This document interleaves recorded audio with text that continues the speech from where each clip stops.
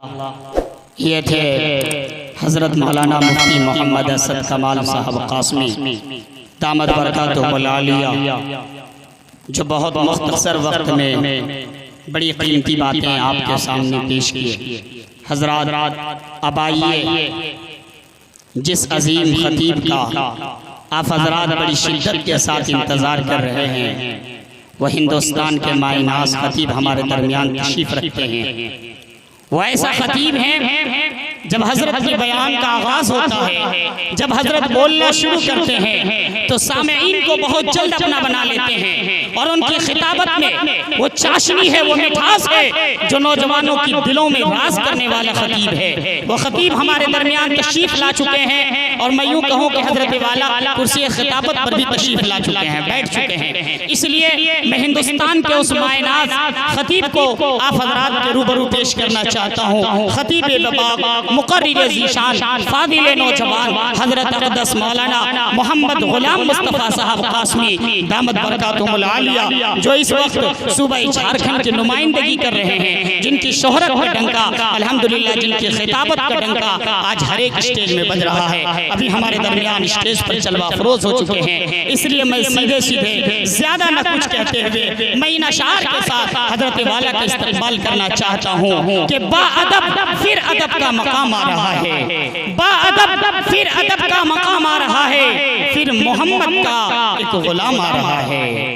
बाअदब फिर अदब का मकाम आ रहा है, फिर मोहम्मद का एक गुलाम आ रहा है। और फिदा है जिसकी आवाज पर है जमाना, फिदा है जिसकी आवाज पर है जमाना, आज वही शेरी कलाम आ रहा है। और हजरत का अशार है कि हमारे दिल का राज कोई ले नहीं सकता, हमारे दिल का राज कोई ले नहीं सकता, हमारे दर्द का अंदाज कोई ले नहीं सकता, हमारे दिल का राज कोई ले नहीं सकता, हमारे दर्द का अंदाज कोई ले नहीं सकता। हमें तो नाते नबी से इश्क है, इसलिए हमारी आवाज कोई ले नहीं सकता। अब जनाब शेख हैं, रात है, माइक है, फैसला हज़रात का।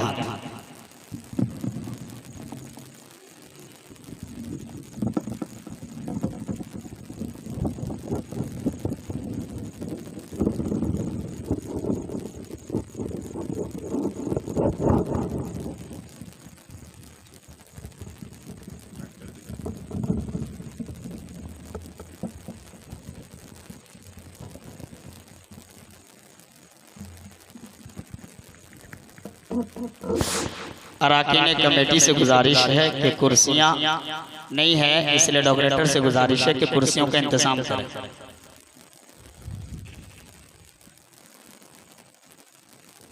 अस्सलामु अलैकुम व रहमतुल्लाहि व बरकातुहू। अल्हम्दुलिल्लाह अल्हम्दुलिल्लाहि रब्बिल आलमीन वस्सलातु वस्सलामु अला सय्यिदिल मुरसलीन, अम्मा बअद, अऊज़ु बिल्लाहि मिनश शैतानिर रजीम, बिस्मिल्लाहिर रहमानिर रहीम।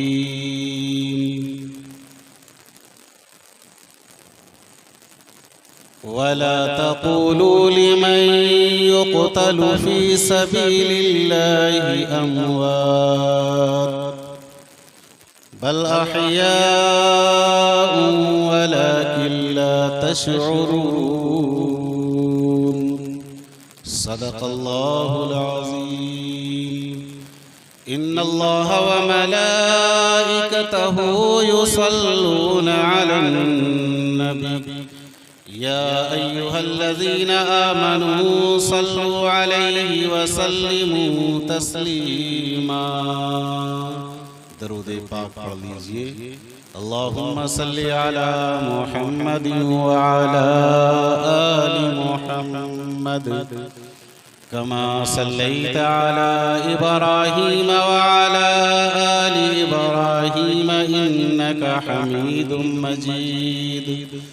अल्लाहुम्मा बारिक अला मुहम्मद व अला आलि मुहम्मद कमा बारकता अला इब्राहीम व अला आलि इब्राहीम इन्नका हमीदुम मजीद। शहीद की जो मौत है वह कौम की हयात है। शहीद की जो मौत है वह कौम की हयात है। शहीद का जो खून है वह कौम की ज़कात है। न नाजी की जरूरत है न नियाजी की जरूरत है। न नाजी की जरूरत है न नियाजी की जरूरत है। ज़माने जंग में मर्दाने गाजी की जरूरत है। न नाजी की जरूरत है न नियाजी की जरूरत है। ज़माने जंग में मर्दाने गाजी की जरूरत है। सदा आती है अब भी करबला के जर्रे जर्रे से। सदा आती है अब भी करबला के जर्रे जर्रे से। हुसैन इब्ने अली जैसे नमाजी की जरूरत है। हुसैन इब्ने अली जैसे नमाजी की जरूरत है। या इलाही आज तू सिद्दीक सा ईमान पैदा कर। कहिए आमीन आमीन। या इलाही आज तू सिद्दीक सा ईमान पैदा कर। उमर फारूक सा कोई जरी इंसान पैदा कर। जहां से गुम हया हो वहां उस्मान पैदा कर। जहां से गुम हया हो वहां उस्मान पैदा कर। अली मुर्तजा शेरे खुदा की आन पैदा कर। हमें फिर दावते दीने इलाही आम करना है। जहाने कुल में फिर से दबदबे इस्लाम करना है। हमें फिर दावते दीने इलाही आम करना है। जहाने कुल में फिर से दबदबे इस्लाम करना है। जिस काम के लिए आए वो काम न बिगड़े। सर जाए तो जाए मगर इस्लाम न बिगड़े। कुरान अगर मंजूर नहीं इस्लाम अगर दस्तूर नहीं फिर अफसोस है इस आज़ादी पर। ये मुल्क ये लश्कर कुछ भी नहीं। हर शख्स से कह दो कि पेश करे इखलास व मरवत की दौलत।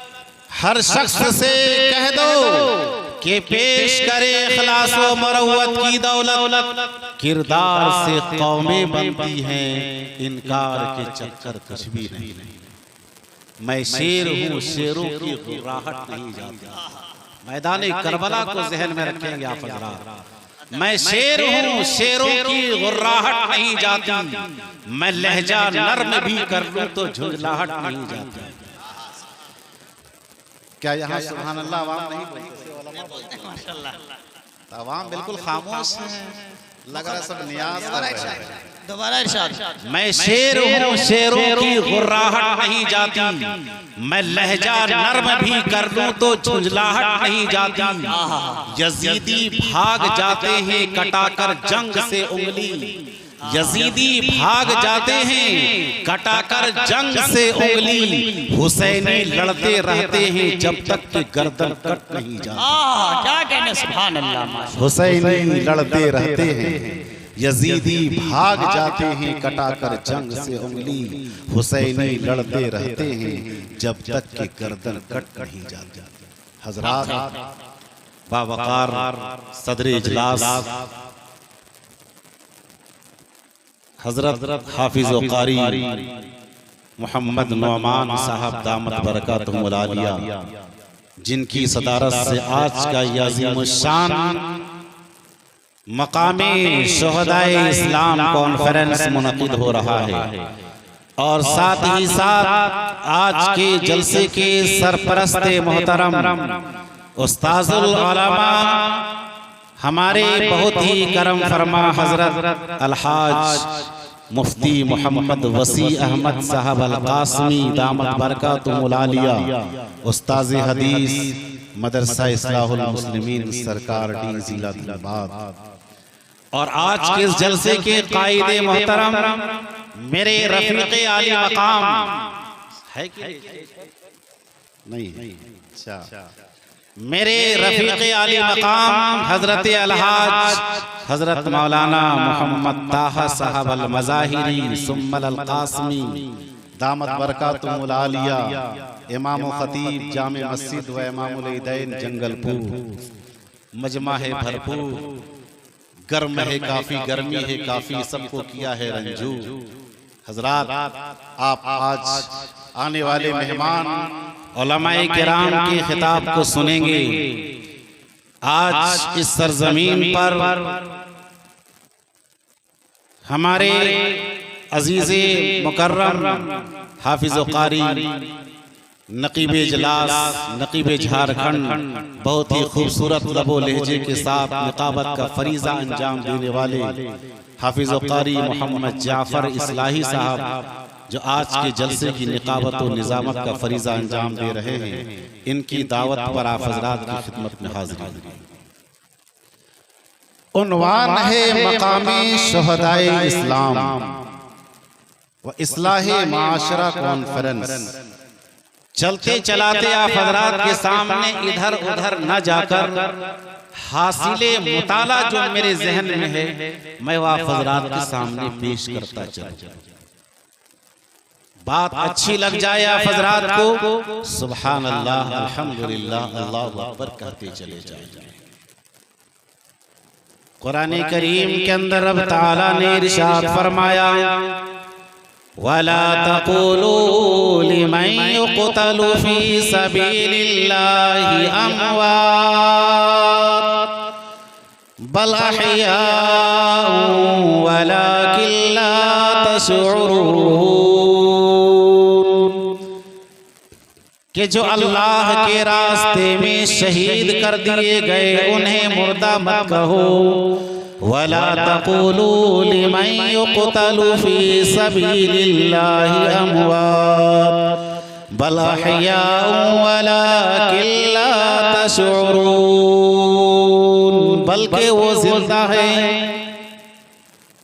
जितने भी शुहदा हैं, शुहदाए इस्लाम की तादाद 1, 2, 10, 100, 50 नहीं, लाखों की तादाद है।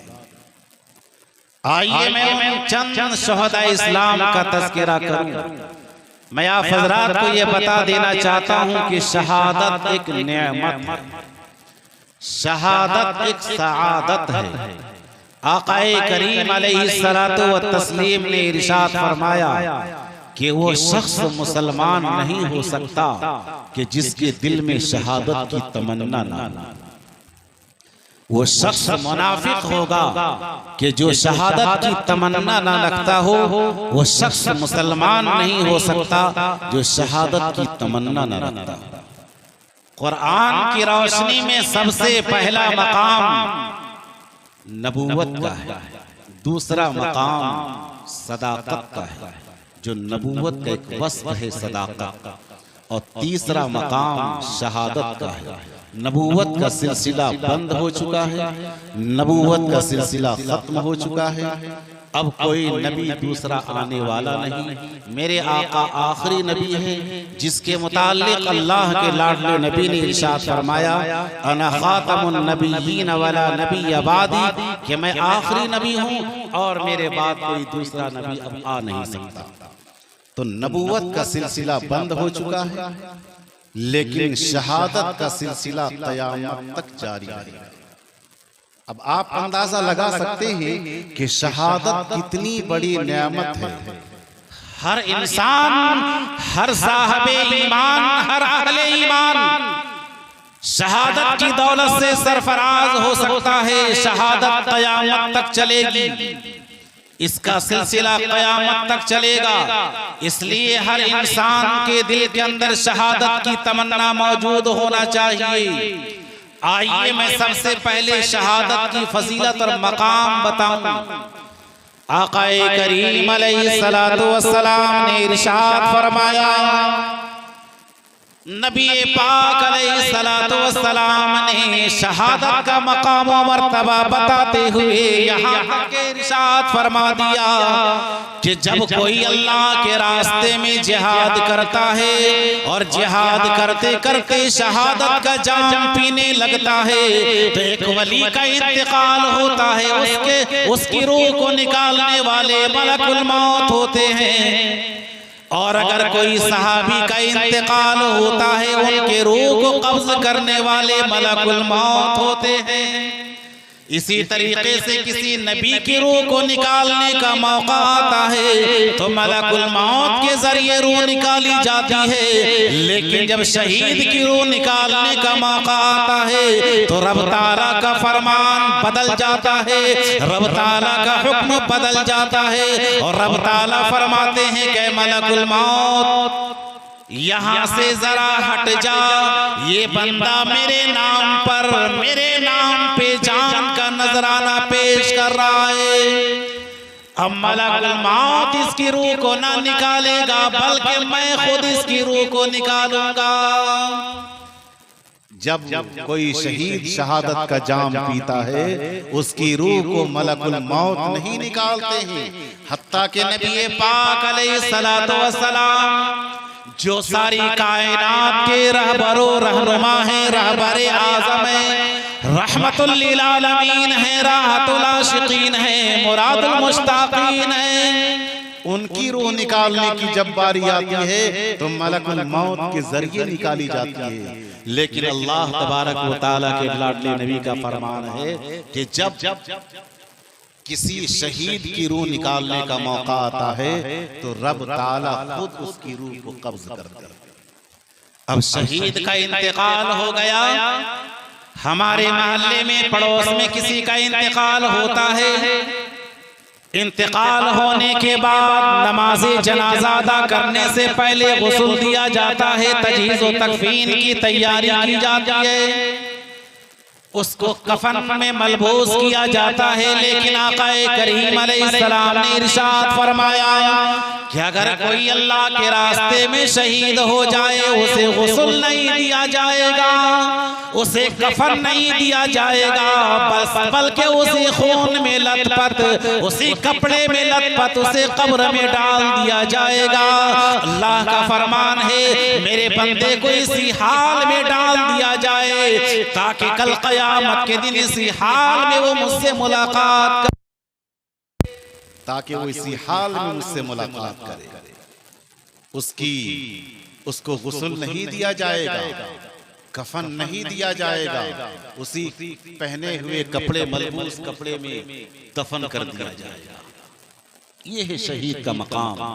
और आगे फरमाया नबी पाक अलैहिस्सलातु वस्सलाम ने कि जिस घोड़े पर सवार होकर के एक मुजाहिद जिहाद करता है और उस घोड़े को पहले से तैयार करता है, उसके खाने पीने का इंतजाम करता है, कल क़यामत के दिन आका ने इरशाद फरमाया कल क़यामत के दिन उसकी लीद को भी कल क़यामत के दिन तौला जाएगा और नेकियों का पल्ला भारी हो जाएगा। कल क़यामत के दिन उसकी बाल को, उसकी खाल को, उसके खुर को भी तौला जाएगा, नेकियों का पल्ला भारी होता चला जाएगा। अब यहाँ पर रुक करके मैं एक बात बता दूं, शहीद का खून जब जमीन पर गिरता है तो शहीद का खून का कतरा गिरने से पहले पहले शहीद की मग़फ़िरत हो जाती है। आप अंदाजा लगा सकते हैं कि शहीद का क्या मकाम है, लेकिन इससे बड़ा मकाम, शहीद से बड़ा मकाम हमारे उलमाए किराम अइम्माए इज़ाम का है। आका ने इरशाद फरमाया एक तरफ शहीद का खून होगा और एक तरफ उलमा के कलम की स्याही होगी, और कल क़यामत के दिन तराजू में एक पड़ले में शहीद के खून को रख दिया जाएगा और दूसरे पड़ले में उलमाए किराम के कलम की स्याही को रख दिया जाएगा। आका ने इरशाद फरमाया कि उलमाए किराम की कलम की स्याही का पड़ला भारी हो जाएगा। सुभान अल्लाह कहिए। अब आप अंदाजा लगा सकते हैं कि इन उलमाए किराम का क्या मकाम है, लेकिन हमने इन उलमाए किराम के मकाम को घटा दिया। कैसे घटाया? 5,000 7,000 तनख्वाह देकर। पता नहीं आपके इलाके में क्या हाल है, लगता है बिल्डिंग को देखकर, बंगला को देखकर, कार को देखकर, गाड़ी को देखकर, क्या आप अपने इमाम साहब को 15-20 हजार तनख्वाह देते होंगे? कितनी तनख्वाह? 5,000 7,000। आप अभी कल की बात है, हमारे इलाके में एक साहब, आप ही के इलाके के एक साहब गए थे मामल के लिए। बुजुर्गों दोस्तों, 500 रुपए बढ़ाने में पूरी कौम को नानी याद आ जाती। जब मुझसे राब्ता किया गया कि इमाम दीजिए, मैंने कहा कि ठीक मैं इमाम दे रहा हूँ, क्या तनख्वाह दे रहे हैं आप हजरात? तो उन लोगों ने कहा कि 7,500 दे रहे हैं। मैंने कहा कि और कितना इजाफा कर सकते हैं?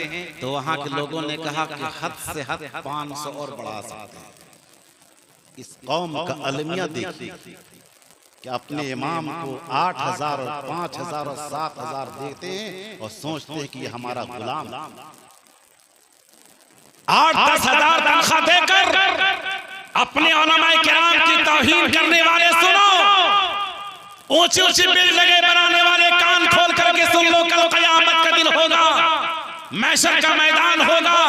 शादी ब्याह के नाम पर लाखों रुपए खर्च करने वालों, जब तेरे पास इमाम का चंदा लेने के लिए कमेटी का कोई जाता है तो 120 रुपए जहां पर तनख्वाह दी जाती है, अगर 140 रुपए हो जाते हैं तो नानी कब्र में जो आराम कर रही है उनकी याद आने लगती। इससे ये पता चलता है कि आपकी निगाहों के सामने इमाम का कोई मकाम नहीं। वरना आप गौर करें कि इमाम 5 वक्त आपके इशारे पर मुसल्ले पर खड़ा नजर आता है। एक इमाम अपनी नींद को कुर्बान करके मुसल्ले पे खड़ा नजर आता है। एक इमाम सफर को छोड़ करके मुसल्ले पे खड़ा नजर आता है। एक इमाम अपने सारे प्रोग्राम को मुलतवी करके आपके मुसल्ले पे खड़ा नजर आता है। लिहाजा आपसे मैं ये पैगाम देना चाहता हूँ कि आप अपने इमाम की कद्र करें। इनसे अगर कोई गलती हो जाए, कोई खामी हो जाए तो दरगुजर करें। आपकी तरह ये भी एक इंसान, इनके मकाम मर्तबा को पहचाने। उलमाए किराम का मकाम इतना है कि एक तरफ शहीद के खून को रख दिया जाए और एक तरफ उलमाए किराम की कलम की स्याही को रख दिया जाए तो उलमाए किराम की कलम की स्याही का पल्ला भारी हो जाएगा। और आगे फरमाया नबी पाक अलैहिस्सलाम ने कि उलमाए किराम को अल्लाह तबारक व तआला तो वहां से खिलाते हैं, वहां से रिज़्क़ भेजते हैं जहां से अपने अंबिया को भेजते थे। सुभान अल्लाह। उलमाए किराम को रब ताला कहां से खिलाते हैं? जहां से अपने अंबिया अलैहिस्सलाम को खिलाते थे, वहां से उलमाए किराम का रिज़्क़ आता है। लिहाजा आप उलमाए किराम को अपना गुलाम न समझे, इमाम को इमाम के दर्जे तक रहने दे, अपना गुलाम करने की हरगिज़ कोशिश न करें। वरना आपको ये मालूम होना चाहिए जिस कौम के लोगों ने इमाम की तौहीन की है, इस दुनिया के अंदर उनका दर्दनाक अंजाम हुआ है। मिसालें मौजूद है हमारे सामने। बुजुर्गों दोस्तों, तो मैं ये अर्ज कर रहा था कि शहदा का मकाम कितना ऊंचा है। अब आइए आकाए करीम अलैहिस्सलाम ने क्या इरशाद फरमाया कि शहादत की तमन्ना दिल में जो रखता है वो मुनाफिक नहीं हो सकता है। शहादत की तमन्ना जो दिल में रखता है वो काफिर नहीं हो सकता है। इसलिए हम अहले ईमान हैं, हर वक्त शहादत की तमन्ना दिल में मौजूद रखें।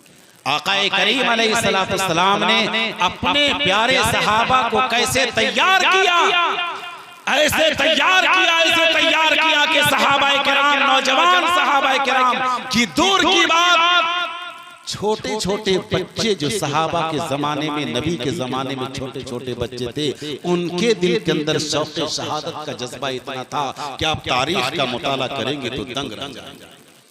सफ़े लग रही है, जंग में जाने की तैयारी हो रही है। आकाए करीम अलैहिस्सलाम ने अपने प्यारे सहाबा से फरमाया कि जंग का माजार गर्म होने वाला है, लिहाजा तैयार हो जाओ, सफे लगा डालो।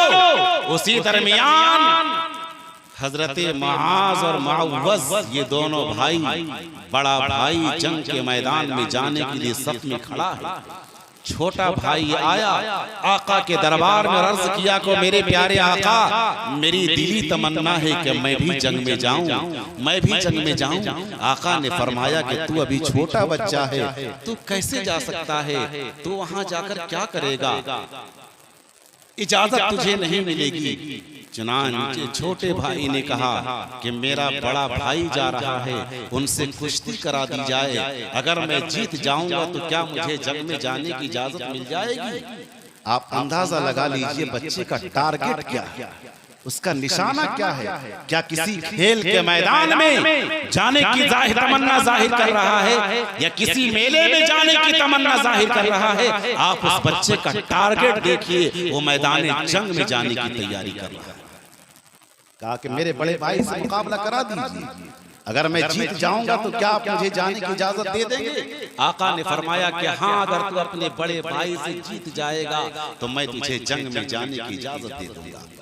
अब छोटे बड़े भाई में कुश्ती होने लगी।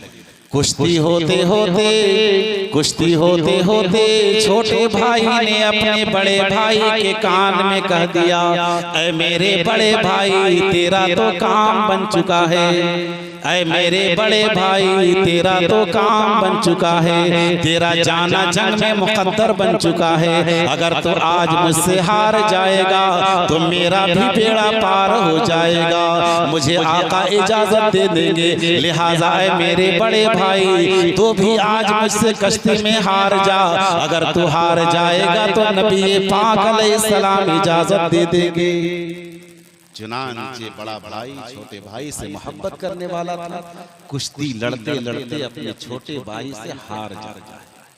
जब अपने छोटे भाई से हार गया, नबी पाक अलैहिस्सलातु वस्सलाम ने, आकाए करीम अलैहिस्सलातु वस्सलाम ने बड़े भाई के साथ छोटे भाई को जंग में जाने की इजाजत दे दी।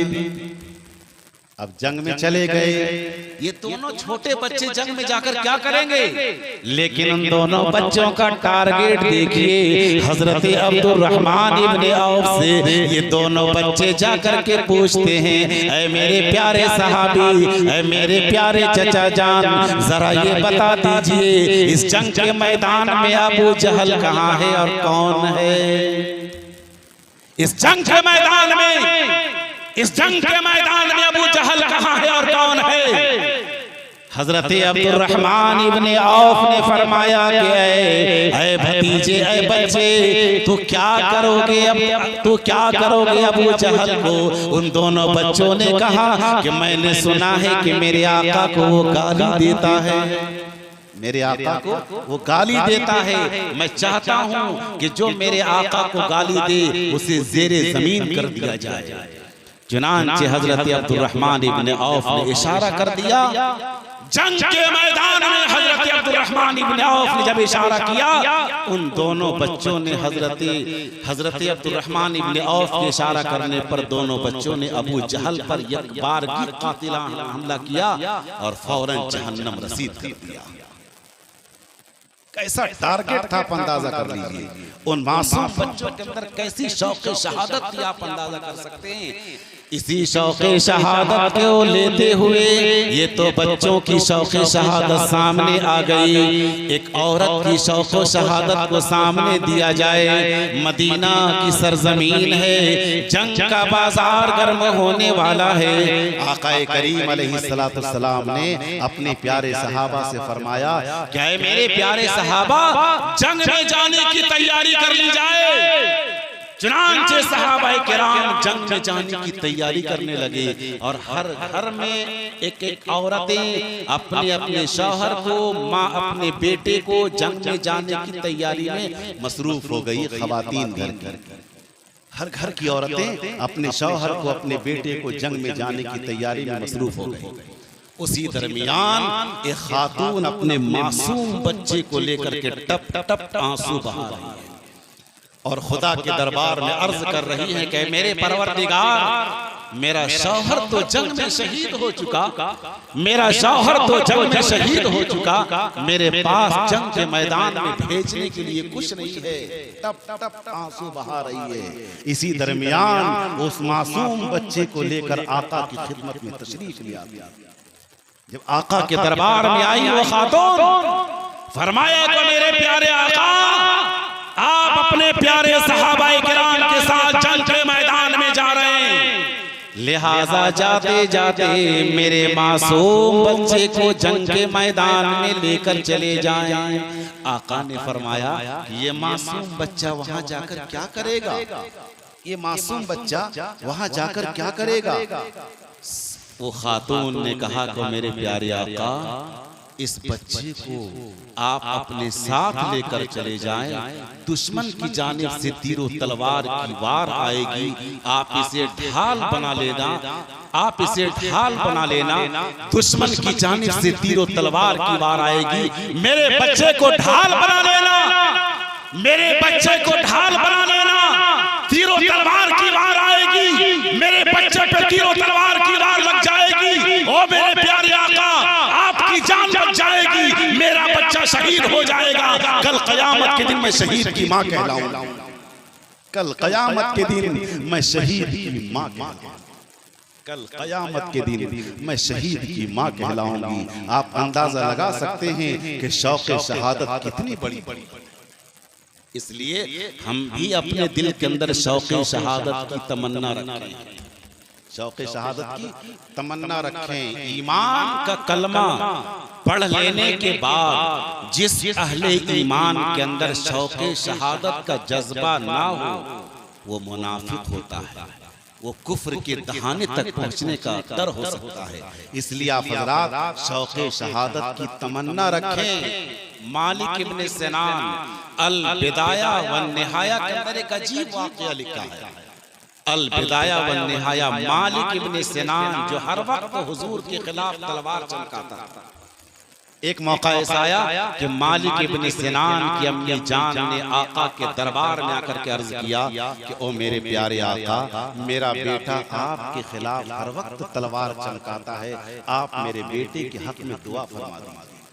आका करीम अलैहिस्सलाम ने जैसे ही दुआ फरमाई, उसका बेटा जो तलवार चमका रहा था, आका करीम अलैहिस्सलाम की खिदमत आलिया में आया और कहा कि मेरे प्यारे आका, मैं कलमा पढ़ने को तैयार होता हूँ। चुनांचे उन्होंने पढ़ लिया कलमा ला इलाहा इल्लल्लाह मुहम्मदुर रसूलुल्लाह। अब कलमा तो पढ़ लिया, नबी पाक अलैहिस्सलाम अपने प्यारे सहाबा के साथ जंग में जाने की तैयारी कर रहे थे।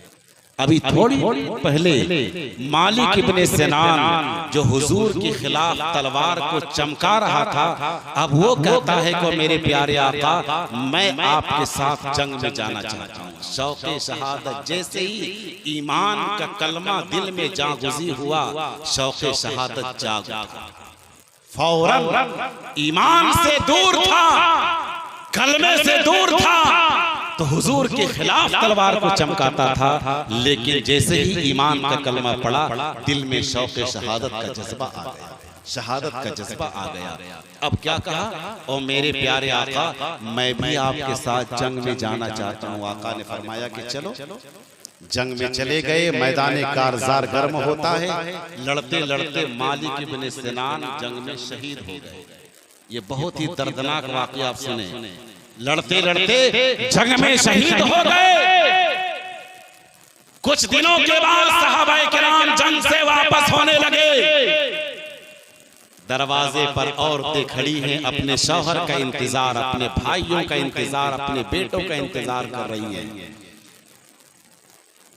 आका करीम अलैहिस्सलाम तशरीफ लाते हैं तो मालिक इब्न सिनान की माँ ने कहा कि मेरा बेटा कहाँ है, मेरा बेटा नजर नहीं आ रहा है। आका करीम अलैहिस्सलाम ने सोचा कि अगर मैं फौरन कह देता हूं कि तेरा बेटा जंग में शहीद हो गया है, अभी इसका बेटा नया नया ईमान में दाखिल हुआ है, कहीं ऐसा ना हो कि माँ की ममता बेकरार और बेचैन हो जाए। आका करीम अलैहिस्सलाम ने फरमाया, पीछे से सिद्दीक़ अकबर आ रहे हैं, उनसे पूछ लेना, जबकि उनका बेटा जंग में शहीद हो चुका है।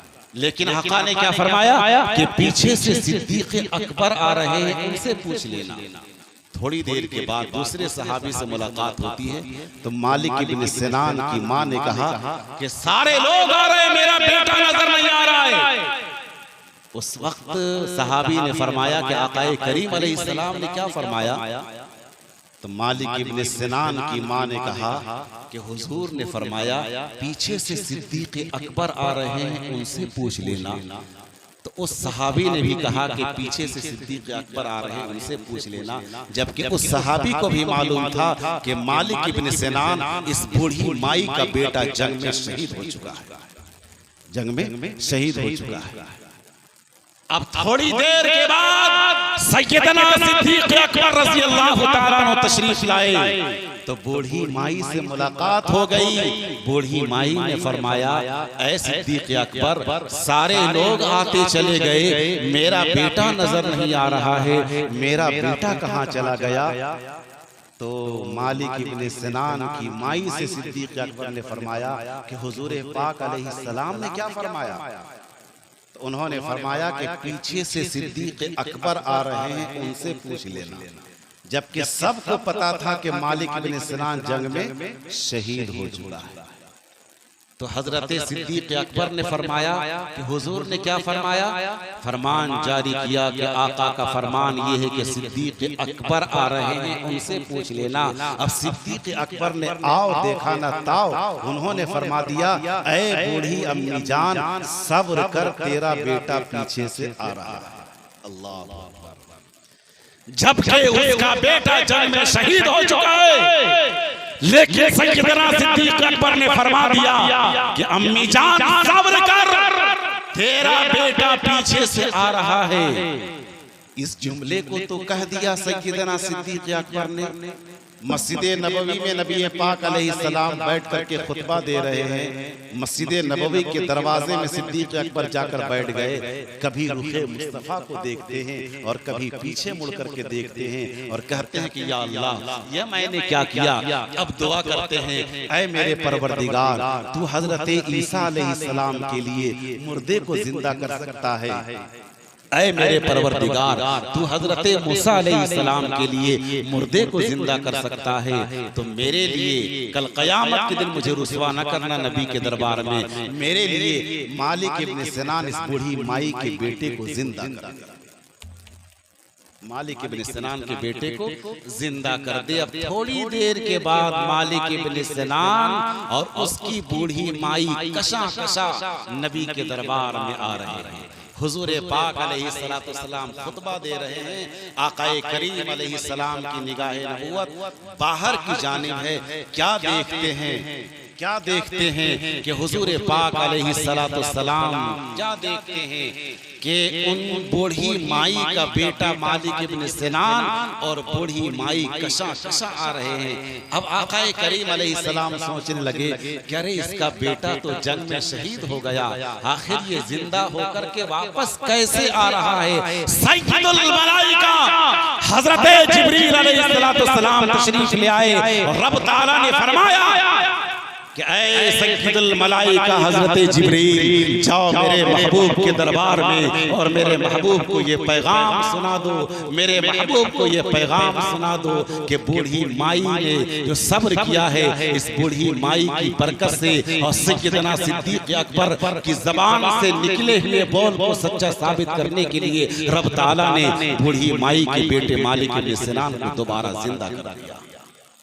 मालिक इब्न सिनान के बेटे, उनके बेटे को दोबारा जिंदा कर दिया।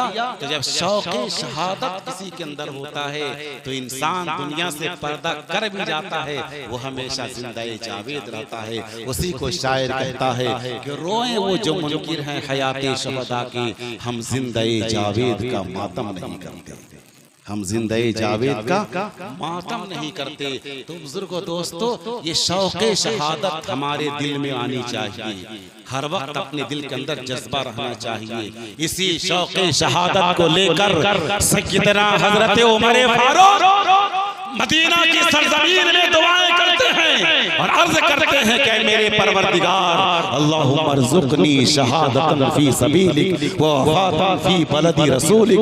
ऐ मेरे परवरदिगार, मेरी दिली तमन्ना है कि मैं तेरे रास्ते में शहीद हो जाऊं और मेरी दिली ख्वाहिश है कि मैं तेरे नबी के शहर में शहीद हो जाऊं, तेरे नबी के शहर में शहीद हो जाऊं। चुनांचे नबी पाक अलैहिस्सलातु वस्सलाम के मुसल्ले पर हजरत उमर फारूक रज़ी अल्लाह ताला अन्हु पर कातिलाना हमला हुआ। आज जैसे ही मुहर्रम का चांद नजर आता है, हमारी निगाहों के सामने हजरत हुसैन गर्दिश करने लगते हैं। लेकिन आपको पता होना चाहिए सन हिजरी का आगाज सबसे पहले किसने किया? हजरत उमर फारूक ने किया। 20 रकात तरावी का आगाज सबसे पहले किसने किया? हजरत उमर फारूक ने किया। जब प्यारे आका की प्यारी बीवियां क़ज़ाए हाजत को बाहर निकली, किसी को गैरत आई या न आई, सबसे पहली गैरत हजरत फारूक आज़म रज़ी अल्लाह ताला अन्हु को आई। हजरत फारूक आज़म की गैरत से पर्दे का हुक्म नाज़िल हुआ। हजरत उमर फारूक रज़ी अल्लाह ताला अन्हु के मुताल्लिक़ अंग्रेज मुअर्रिख़ गिरेबन लिखता है कि अगर 1 साल और हजरत उमर फारूक दुनिया में जिंदा रहते तो पूरी दुनिया से कुफ्र का नामो निशान मिट जाता। उनकी शहादत हुई है यकुम मुहर्रमुल हराम। सबसे पहले उनका तज़किरा करना चाहिए, लेकिन हम उनका तज़किरा नहीं करते हैं, सीधे हजरत हुसैन का तज़किरा करते हैं। वो उमर फारूक के जिनकी शान में नबी पाक अलैहिस्सलाम ने इरशाद फरमाया, लौ काना बादी नबी लकाना उमर, कि अगर मेरे बाद कोई नबी होता तो हजरत उमर फारूक होता। उनकी शहादत होती है कब? यकुम मुहर्रमुल हराम को। इनसे पहले चले जाएं हजरत उस्मान गनी रज़ी अल्लाह ताला अन्हु, जो नबी पाक अलैहिस्सलाम के दोहरे दामाद हैं। हजरत आदम अलैहिस्सलाम से लेकर हुजूर पाक अलैहिस्सलाम तक जितने भी अंबिया अलैहिस्सलाम हैं, किसी भी नबी की 2 बेटी एक मर्द के निकाह में नहीं आई। हजरत आदम अलैहिस्सलाम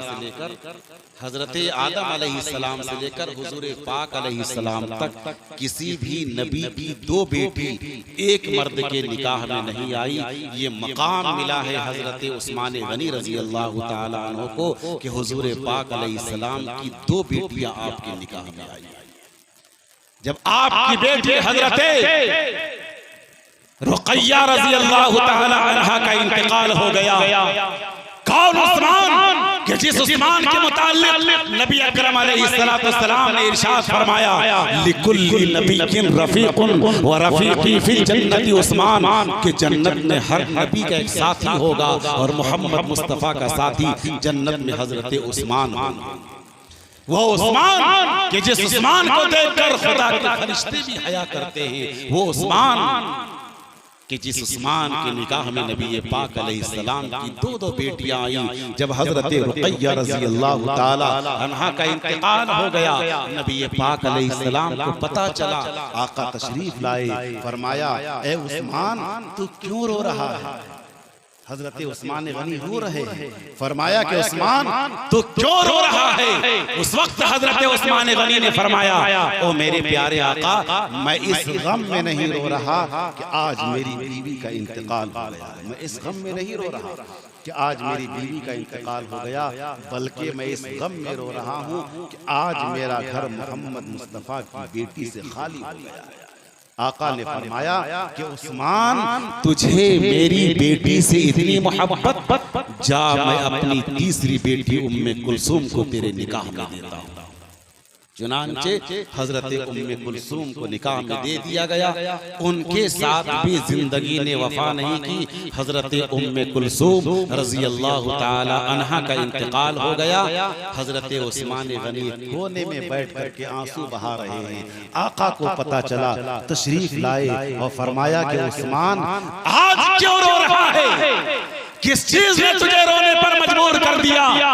उस वक्त हजरत उस्मान गनी ने फरमाया को मेरे प्यारे आका, आज मैं इस गम में इसलिए नहीं रो रहा कि आज मेरी बीवी का इंतकाल हो गया, बल्कि आज मैं फिर इस गम में रो रहा हूँ कि आज मेरा घर मोहम्मद मुस्तफ़ा की बेटी से खाली हो गया। आका ने फरमाया, उस्मान, अगर मेरे पास 40 बेटियां होती, अगर मेरे पास 40 बेटियां होती और यके बाद ही गिरे 40 बेटियों का इंतकाल होता जाता तो मैं 40 बेटियों को तेरे निकाह में देता जाता। ये है मकाम हजरत उस्मान गनी का। लेकिन हजरत उस्मान गनी की भी शहादत हुई है। कब शहादत हुई है? 18 जिलहिज्जा की तारीख हजरत इमाम हुसैन पर 3 दिन पानी बंद किया गया। टीवी पे नश्र होने लगा, रेडियो पे नश्र होने लगा, सोशल मीडिया पर नश्र होने लगा। लेकिन हजरत उस्मान पर 3 दिन नहीं, 10 दिन नहीं, बल्कि 40 दिन तक पानी बंद कर दिया गया। जब वो कुरान की तिलावत करते थे, जब उनसे किसी ने सवाल किया, ए उस्मान, जब तुझे भूख और प्यास लगती है तो तू क्या करता है? हजरत उस्मान गनी फरमाते हैं, जब मुझे भूख और प्यास लगती है मैं कुरान की तिलावत करता चला जाता हूँ, मेरी भूख और प्यास मिटती चली जाती है। जब मैं कुरान की तिलावत करता चला जाता हूँ, मेरी भूख और प्यास मिटती चली जाती है। कुरान की तिलावत करते करते हजरत उस्मान गनी को शहीद किया गया। आज भी जिस कुरान पर हजरत उस्मान गनी का खून का कतरा गिरा है, वो ताशकंद के लाइब्रेरी में मौजूद है। ताशकंद के कुतुबखाने लाइब्रेरी में हजरत उस्मान गनी के खून का कतरा जिस कुरान पे गिरा, वो कुरान का वरक आज भी, वो कुरान का सहीफा आज भी मौजूद है। कल कयामत का दिन होगा, महशर का मैदान होगा, किसी की शहादत की गवाही मैदान करबला देगा, किसी की शहादत की गवाही मैदान उहद देगा, किसी की शहादत की गवाही मैदान बदर और हुनैन देगा। लेकिन जब बारी आएगी दामाद रसूल हजरत उस्मान गनी रजी अल्लाह तआला अन्हु की, उनकी शहादत की गवाही अल्लाह का कुरान देगा। उनकी शहादत की गवाही अल्लाह का कुरान देगा। तो जहाँ पर हम हजरत हुसैन का तस्करा करते हैं, वहीं पर दामाद रसूल का भी तस्करा करें। नवासे रसूल का तस्करा बाद में किया जाए, दामाद रसूल का तस्करा पहले किया जाए। नवासे रसूल का तस्करा बाद में किया जाए, हुसरे रसूल का तस्करा पहले किया जाए। हजरत उमर फारूक रजी अल्लाह तआला अन्हु हुजूर पाक अलैहिस्सलाम के ससुर हैं और हजरत उस्मान गनी रजी अल्लाह तआला अन्हु हुजूर पाक अलैहिस्सलाम के दोहरे दामाद। बुजुर्गों, दोस्तों, तो शहदा इस्लाम की तारीख भरी पड़ी है। आप एक एक करके तारीख के पन्नों को पलटे, आपको पता चलेगा कि शहदा इस्लाम की तारीख से तारीख के सफ़हात भरे पड़े हैं। हजरत हुसैन, कौन हुसैन कि जिसके हाँ में इस्लाम का हुस्न है, जिसके सीन में इस्लाम की सलामती है, जिसकी या में इस्लाम की यारी है, जिसके नून में निज़ाम मुस्तफ़ा के नूर का जलवा है। वो हुसैन कि जिस हुसैन के मुताल्लिक नबी अकरम अलैहिस्सलाम ने इरशाद फरमाया, अल हुसैन मिन्नी व अना मिनल हुसैन, कि मैं हुसैन से हूँ और हुसैन मुझसे। एक मौका ऐसा आया कि हुजूर पाक अलैहिस्सलाम की खिदमत में आपकी प्यारी चची हजरत उम्मे फजल रजी अल्लाह तआला अन्हा तशरीफ लाई और अर्ज किया को मेरे प्यारे आका, मैंने एक भयानक ख्वाब देखा। मैंने एक भयानक ख्वाब देखा है। वो ख्वाब क्या है? वो ख्वाब मैंने ये देखा है कि आपकी बेटी हजरत फातिमा ज़हरा रजी अल्लाह ताला अन्हा के जिस्मे मुबारक से कटा हुआ गोश्त आपकी गोद मुबारक में देखा। आपकी गोद मुबारक में देखा। आका ने फरमाया, ऐ मेरी चची जान, रअयती खैरा, तूने अच्छा ख्वाब देखा है। और क्या ख्वाब की ताबीर है? मेरी बेटी फातिमा के घर में लड़का पैदा हुआ। आज हमारे माशरे का क्या हाल है? लड़का पैदा हो सवेरे लड्डू पाओ, लड़का पैदा हो सवेरे लड्डू पाओ, लड़की पैदा हो महीनों न जान पाओ।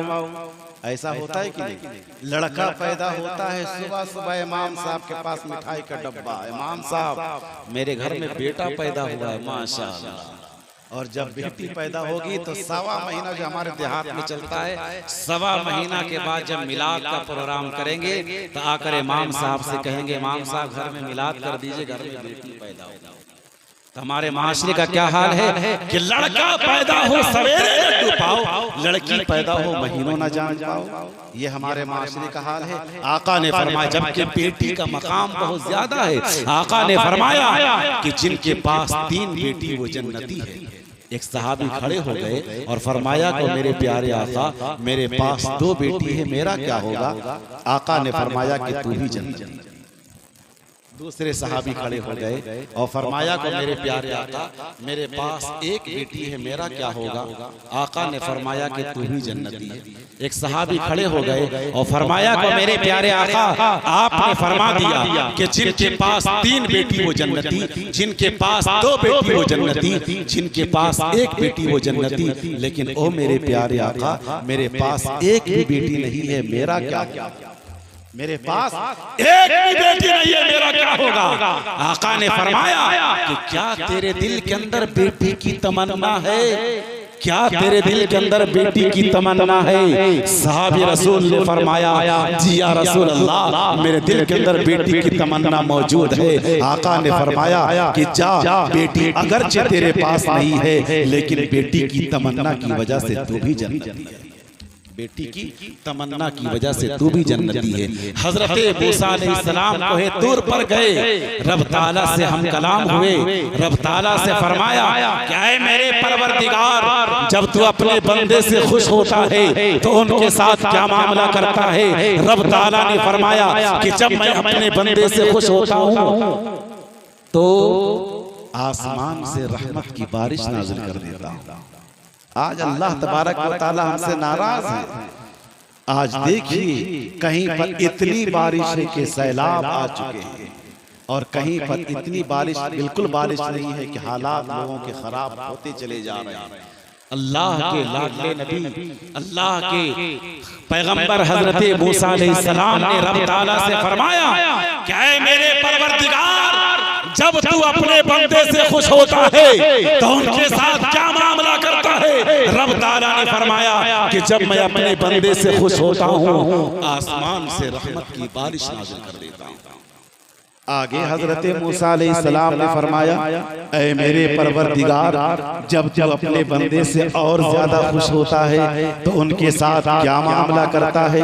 रब ताला ने फरमाया कि जब मैं अपने बंदे से और ज्यादा खुश होता हूँ तो उनके घर में मेहमान भेज देता हूँ। उनके घर में अभी बड़ा जलसा होता, बाहर से बड़े बड़े मुकर्रीन आते तो हर घर में 20-50 किलो गोश्त बनता, चावल बनता। तो खुशनसीब होते हैं वो घर जिनके घर मेहमान आते हैं। क्या फरमाया कि जब मैं अपने बंदे से और ज्यादा खुश होता हूँ तो उनके घर में मेहमान भेज देता हूँ। हजरत मूसा अलैहिस्सलाम ने फरमाया क्या है मेरे परवरदिगार, जब तू अपने बंदे से और ज्यादा खुश होता है तो उनके साथ क्या मामला करता है? रब ताला ने फरमाया कि जब मैं अपने बंदे से और ज्यादा खुश होता हूँ उनके घर में बेटी पैदा कर देता हूँ। सुभान अल्लाह। इसलिए बेटी पैदा करते चले जाइए और जन्नत का दरवाजा खोलते चले जाइए। तो हुजूर अकरम अलैहिस्सलाम ने जब ख्वाब का तज़किरा किया हजरत उम्मे फजल जो आका की चची जान है, फरमाया रअयती खैर, घबराओ मत, मेरी बेटी फातिमा के घर में लड़का पैदा होगा। चुनांचे चंद घंटे गुजरने नहीं पाए थे या चंद दिन गुजरने नहीं पाए थे कि हजरत उम्मे फजल ने कपड़े में लपेट करके आका की खिदमत में आई और हुजूर अकरम अलैहिस्सलाम की गोद मुबारक में हजरत हुसैन को रख दिया और फरमाया कि मेरी आयशा, मेरी चची जान, ये है आपके ख्वाब की ताबीर, ये है आपके ख्वाब की ताबीर। चुनांचे हजरत हुसैन पैदा हो गए। नबी पाक अलैहिस्सलाम ने तहनीक कराई, खजूर को अपने मुंह में चबा करके हजरत हुसैन के मुंह में डाल दिया। दाहिने कान में अजान और बाएं कान में तकबीर के कलेमात बुलंद कर दिए गए।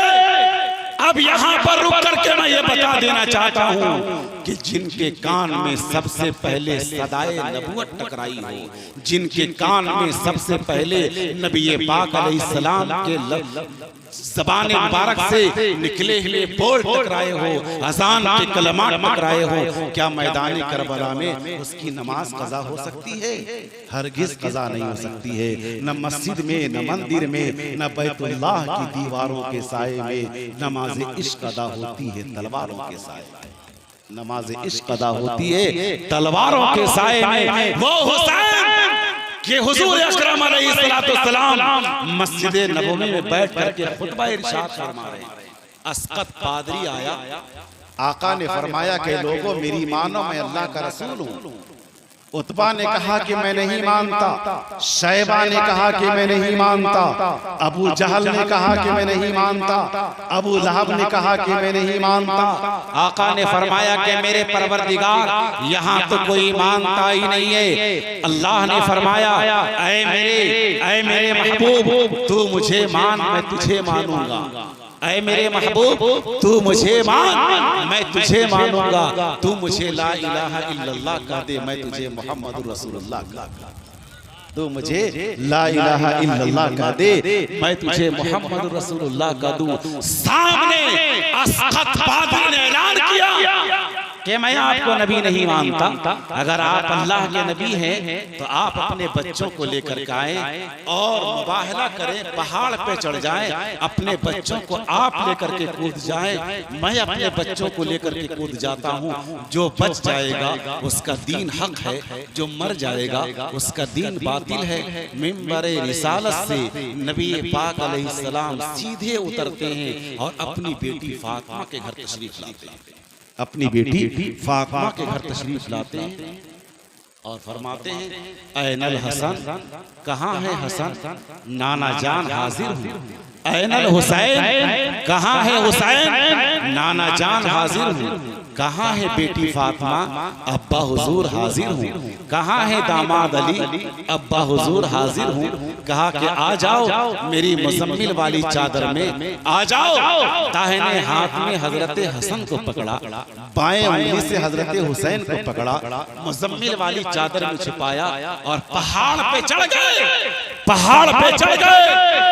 अस्कत पादरी ने जब देखा हजरत हुसैन को, अपने हल्के इरादत से कहने लगा, अपने मुरीदों से कहने लगा कि मोहम्मद मुस्तफ़ा की जो बाएं जानिब बच्चा खड़ा है ये कौन है? उनके चाहने वालों ने कहा कि हुजूर के बाएं जानिब जो बच्चा खड़ा है उसका नाम है हुसैन, उसका नाम है हुसैन। उस वक्त अस्कत पादरी ने कहा कि मैं तौरात का वरक देख रहा हूँ। क्या कहा? कि मैं तौरात का वरक देख रहा हूँ और इस बच्चे का चेहरा देख रहा हूँ। अगर मोहम्मद मुस्तफ़ा ने बद्दुआ कर दी और इस बच्चे ने आमीन कह दी तो हम सबका बेड़ा गर्क हो जाएगा। चुनांचे हजरत हुसैन की पेशानी को देख करके अस्कत पादरी ने, उनके मुरीदों ने फौरन पढ़ लिया कलमा ला इलाहा इल्लल्लाह मुहम्मद रसूलुल्लाह। ये है हजरत हुसैन कि जिनकी पेशानी को देख करके, जिनके चेहरे को देख करके अस्कत पादरी ने पढ़ लिया कलमा ला इलाहा इल्लल्लाह मुहम्मद रसूलुल्लाह, अशहदु अल्ला इलाहा इल्लल्लाह, अशहदु अन्ना मुहम्मदन अब्दुहु व रसूलुहु।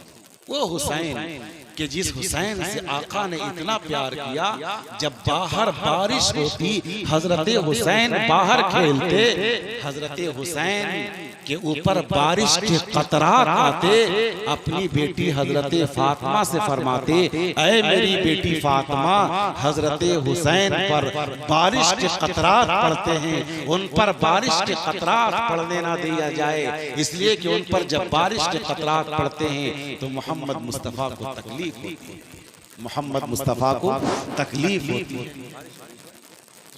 मजमे में इंतशार पैदा न करें, पंडाल के अंदर चले जाएं, कुछ अहबाब इधर आगे आ जाएं, इंशाल्लाह ज्यादा देर तक बारिश नहीं होगी। सुकून के साथ बैठे, इंशाअल्लाह हजरत का बयान जारी रहेगा। रब ताला लगता है हम लोगों से खुश हो गए। जब अल्लाह अपने बंदों से खुश होते हैं तो रहमत की बारिश नाज़िल कर देते हैं। आप भीगते चले जाएं, भीग करके बयान सुने। इस मौसम का लुत्फ ले आप। बारिश के कतरात आपके जिस्म मुबारक पर लगेंगे और दीन की महफिल यहाँ पर कायम है। दीन की बात सुनेंगे और बारिश के कतरात आपके जिस्म मुबारक पर लगेंगे। इस दीन की महफिल की बरकत से जहाँ जहाँ बारिश के कतरात लगेंगे जहन्नम की आग हराम कर दी जाएगी। जहन्नम की आग हराम कर दी जाएगी। आप सिर्फ अपने मोबाइल को छुपा लें, अपने पैसे को किसी के पास किसी के हवाले कर दे, लेकिन आप बारिश से ना भागे। ये महफिल खुश नसीबों की महफिल है, जहाँ अल्लाह तबारक व तआला जहाँ के लोगों से खुश होते हैं वहाँ पर ऐसी ऐसी महफिलें सजाई जाएंगी। तो क्या फरमाया हजरत फातिमा से, है मेरी बेटी फातिमा, हुसैन जब बारिश हो जाए तो हुसैन को बारिश के कतरात न लगने दिया जाए। बारिश के कतरात जब हुसैन के बदन पर पड़ते हैं तो मोहम्मद मुस्तफा को तकलीफ होती है। अब आप अंदाजा लगा लिया जाए, लगा ले कि जिस हुसैन पर बारिश के कतरात पड़ते हैं आका बेचैन हो जाते हैं। अब जिस हुसैन पर तीरों तलवार की बरसात हो रही थी, मेरे आका को कितनी तकलीफ हुई होगी। जिस हुसैन पर बारिश के कतरात पड़ने से आका बेचैन हो जाया करते थे, उस हुसैन पर मैदानी करबला में तीरों तलवार की वार आती होगी, मेरे आका कितने बेचैन हो जाते होंगे, आप अंदाजा लगा सकते हैं। बुजुर्गों दोस्तों, हम हुसैन से मोहब्बत करने वाले हैं, हम हुसैनी हैं। हजरत हुसैन ने मैदानी करबला में अपने सब कुछ कुर्बान करके हुसैनियत का दर्जा पाया है। रब ताला के दरबार में अपना सब कुछ लुटाने का नाम हुसैनियत है। हम हजरत हुसैन से मोहब्बत करने वाले हैं। मैदानी करबला के अंदर हजरत इमाम हुसैन ने अपने खानदान को कुर्बान कर दिया, अपने बच्चों को कुर्बान कर दिया, लेकिन दीन का सौदा होने नहीं दिया, ईमान का सौदा होने नहीं दिया, अपने कुरान का सौदा होने नहीं दिया, और नमाज का कज़ा होने नहीं दिया।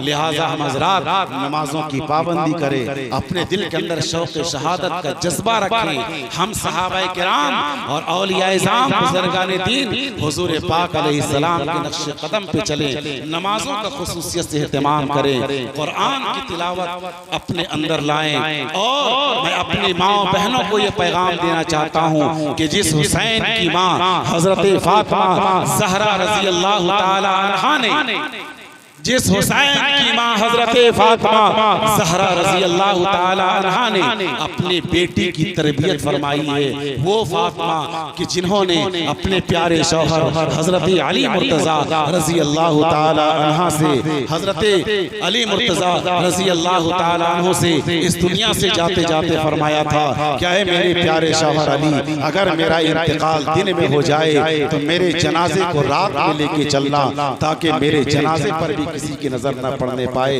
तो मैं अपनी माँ बहनों को ये पैगाम देना चाहता हूँ कि जहाँ आप नमाज की पाबंदी करें, कुरान की तिलावत करें, वहीं पर आप पर्दे का एहतमाम करें, बिदात से खुराफात से सब परहेज करें। रब ताला हमें और आपको इन सब बातों पर अमल करने की तौफीक इनायत फरमाए। आमीन। व आखिर दावाना अनिल हम्दुलिल्लाहि रब्बिल आलमीन।